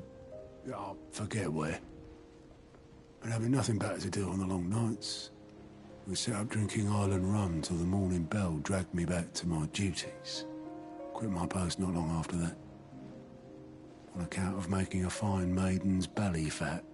But me and Sid stayed close, promising we'd one day sail the seas again. That was before fate stepped in and said she was having none of it. The magic woke inside my son soon after his first name day, and there was no hiding his knack. Couldn't you and your family have... My family were the ones who summoned the constable, wanted the monster taken away. I couldn't turn my back on him, forget what I felt, and I couldn't for the life of me understand how they could. Luckily, Sid was of the same mind as me. It was him who stood beside me when all I wanted was to tear the whole world down. Him who cried for me when I had no tears left of my own. Him who swore he'd do everything he could to stop it from happening again. And he was true to his word, too. Left the Royal Army once and for all. His ranks, his ribbons, gone. Just like that. Threw away everything he had. All to right a wrong that no one else had the courage to face. I knew then I'd follow that man to the ends of the earth.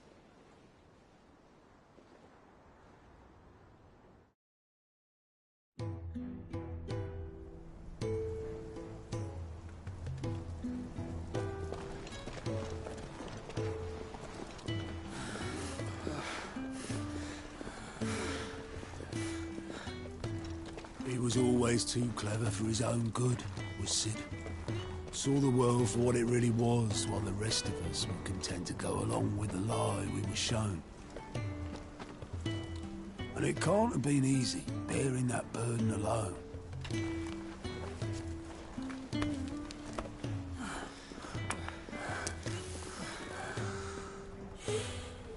But he didn't let it stop him. He never lost faith in what he believed was right.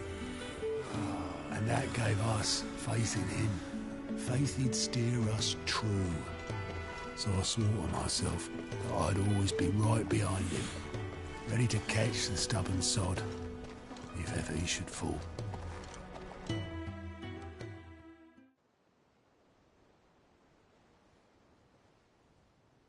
But I couldn't even do that.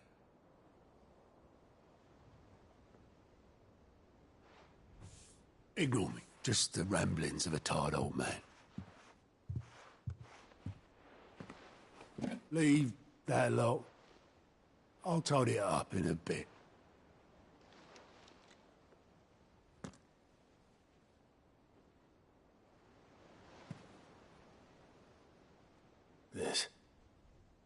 This is Sid's handwriting.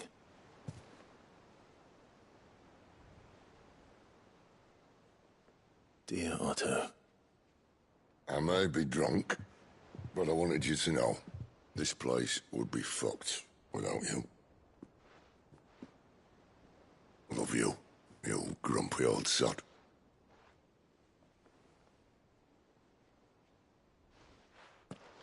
This note. Hmm?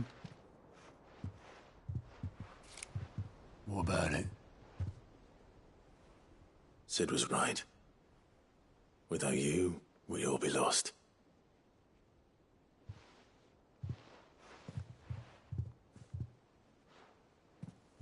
He should have bloody well said so then. Just once. Before he went. But then, why would he? Him, or anyone? I'd only have told him to piss off.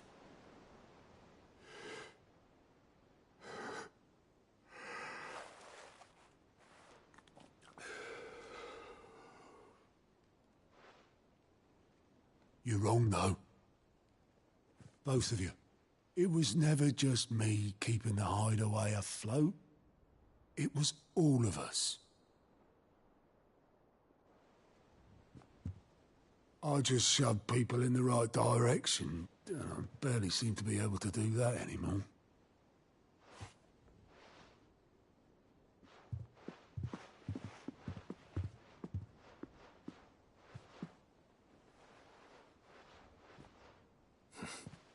Would you rather goat were at the helm?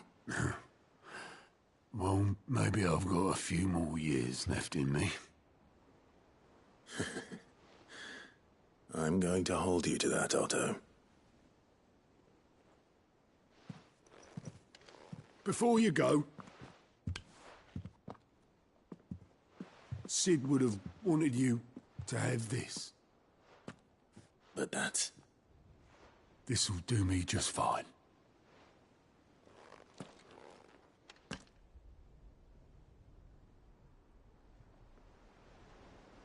Thanks for the ray of sunshine.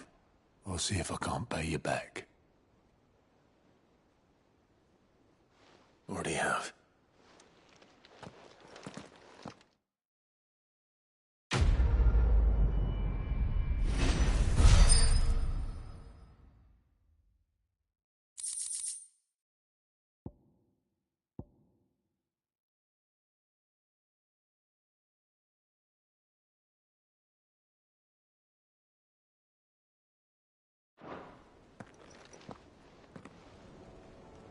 We've sent Cursebreakers to Martha's Rest, Dalamil, and Northreach. Hopefully they can help maintain the peace.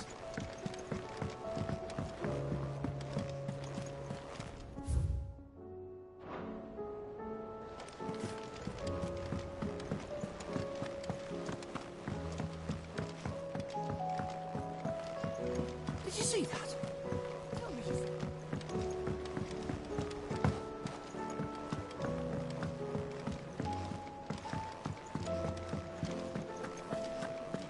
Seems the hideaway's lost its appetite. So, did you have that word with Tomes then? I did, and he was as helpful as ever. He told me exactly where to look, in fact.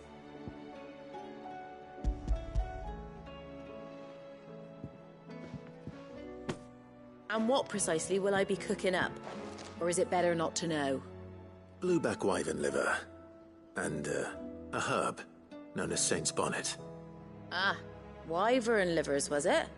Well, at least it weren't actual worms, I suppose. Now then, you stay right where you are. I've got some cooking to do. Let's hope these grand old chefs of yore knew what they were on about.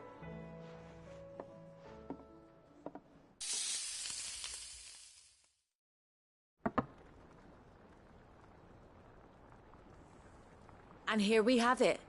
Fried mortress of skyworm. Ivan's offered to make sure it's fit for consumption. Well, I say offered. He as good as begged. And rightly so. Is there any higher honor than partaking in a slice of culinary history?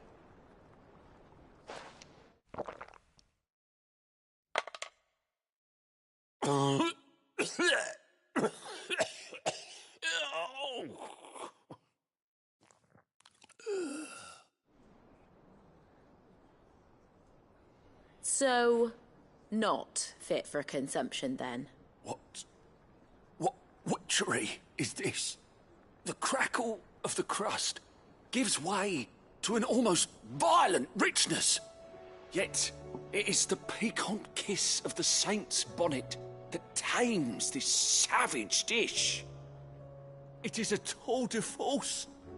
A force of nature, even. A maelstrom of flavour and sensation. A graceful beast emerging from centuries of slumber. I think he likes it. Well, I can't quite tell with all that nonsense he's talking. But I reckon you might be right. It was decent then, I take it. Decent? It's remarkable. And I defy any man to say a word to the contrary.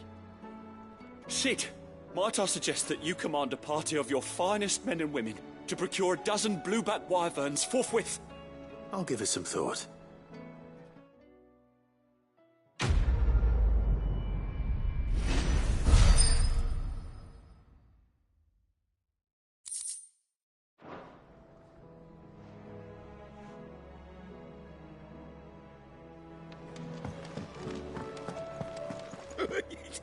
Ivan's newest dish is a masterpiece. Did you see the pair that got hauled into time?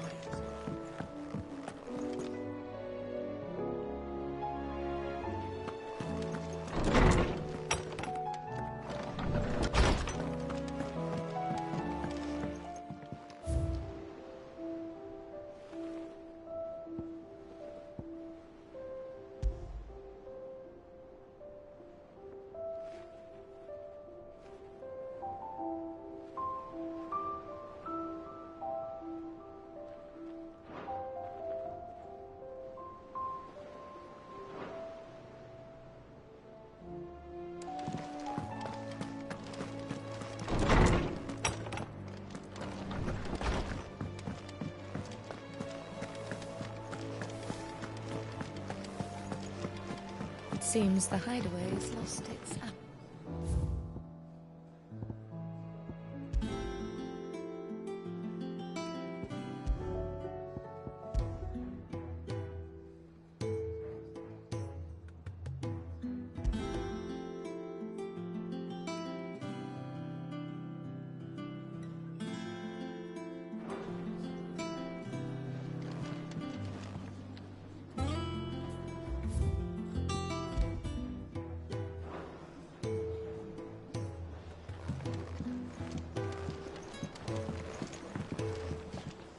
You look like you could do with a drink.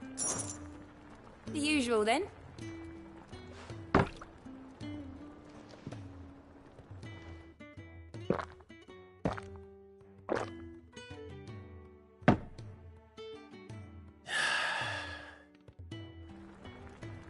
Oh, you're not leaving already, are you?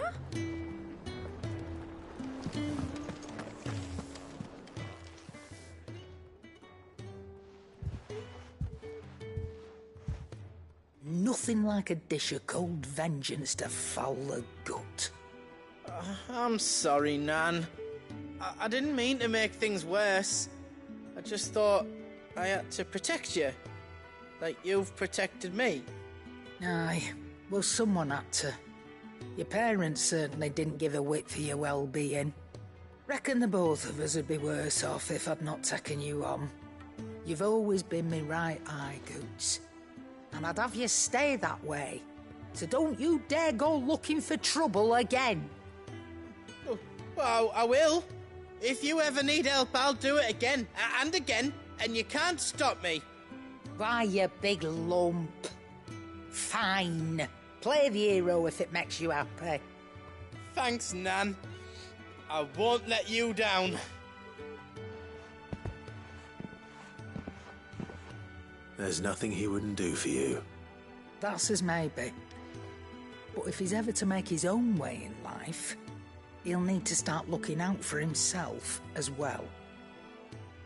Till then, he'll need people to watch his back, just like you did in Dalamil. Don't think I didn't appreciate that. Of course. His family. Stop it. You make me one good eye, mister. I don't go thinking that'll do you any favours. A potion today'll cost you the same as it did yesterday.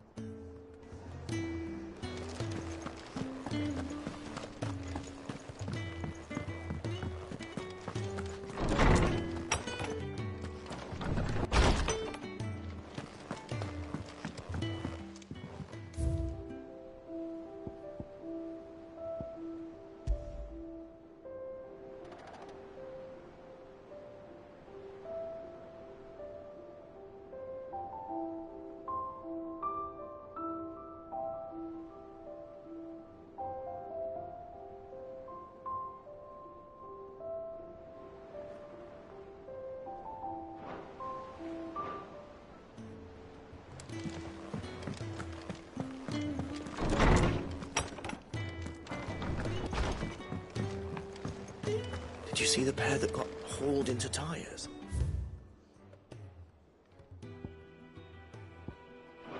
Aye, all their fancy silks.